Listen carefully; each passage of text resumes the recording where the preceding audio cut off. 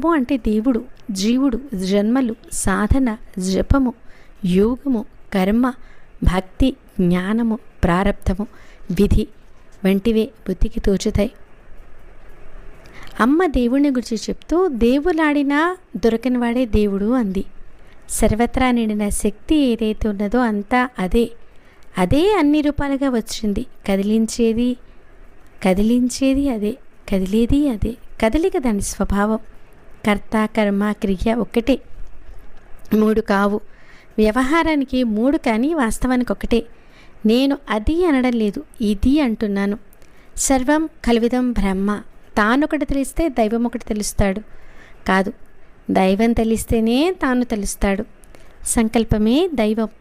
దైవ సంకల్పం లేనిది నీది అంటూ ఏదీ లేదు. అన్ని సంకల్పాలకు ప్రేరణ జీవం దైవమే. అన్ని రూపాలు ఆయనవే కనుక రూప